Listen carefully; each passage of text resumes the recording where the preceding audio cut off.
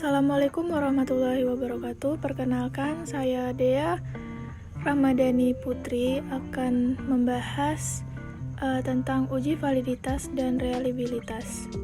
Untuk soalnya yaitu seorang peneliti menyebarkan angket kepada 30 orang responden untuk menguji validitas dan reliabilitas dari pernyataan yang telah dia buat. Berikut hasilnya, tentukan apakah setiap soal yang telah dibuat valid dan reliable. Pada Excel tersebut dapat dilihat sudah ada data dengan variabel responden P1, P2 hingga P10 dan total skor. Maka untuk melakukan uji validitas dan reliabilitas maka kita gunakan program SPSS.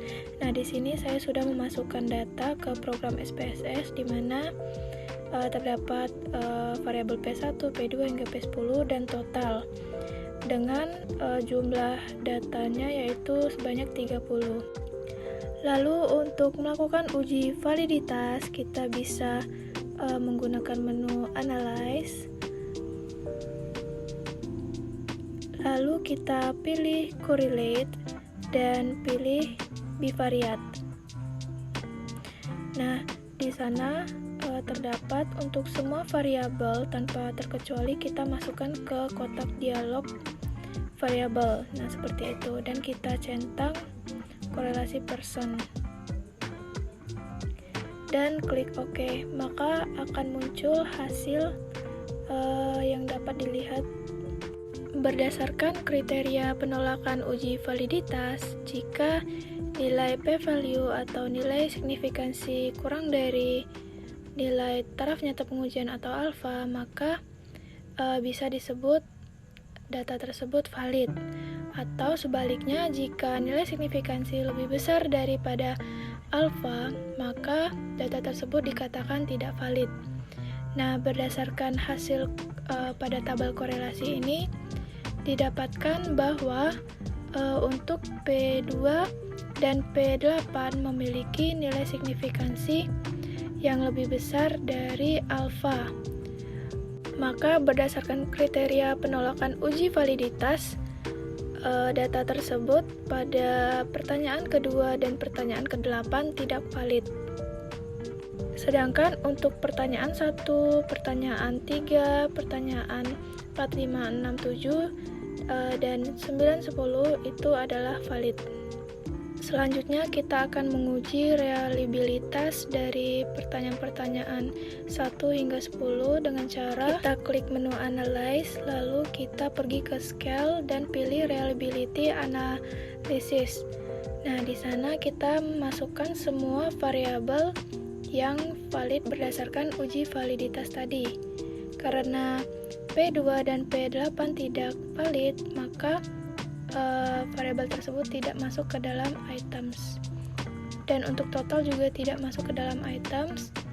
Lalu klik OK dan didapatkan hasil yang dapat dilihat pada output SPSS, di mana berdasarkan kriteria penolakan uji reliabilitas, jika nilai con branch alpha lebih besar dari 0,7, maka dikatakan data tersebut reliabilitas. Nah, berdasarkan output dapat dilihat pada tabel reliability statistics, nilai Cronbach alpha dengan P1, P3, P4, P5, P6, P7, P9, dan P10 didapatkan nilai Cronbach alpha yaitu sebesar 0,606, di mana nilai tersebut lebih kecil dari 0,7, sehingga dapat dikatakan data ini tidak reliabilitas. Nah, untuk melihat perbandingan, jika kita memasukkan nilai P2 dan P8, maka kita klik Analyze lagi, lalu pilih Scale, lalu pilih Reliability Analysis, dan kita masukkan variabel P2 dan P8 ke dalam items. Lalu klik OK dan didapatkan hasil output yang dapat dilihat pada program SPSS ini.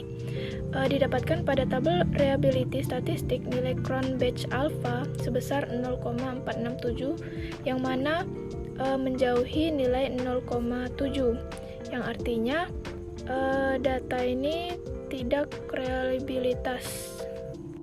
Jadi dapat disimpulkan bahwa pertanyaan yang telah dibuat oleh seorang peneliti, setiap soal yang telah dibuat itu valid kecuali untuk P2 dan P8.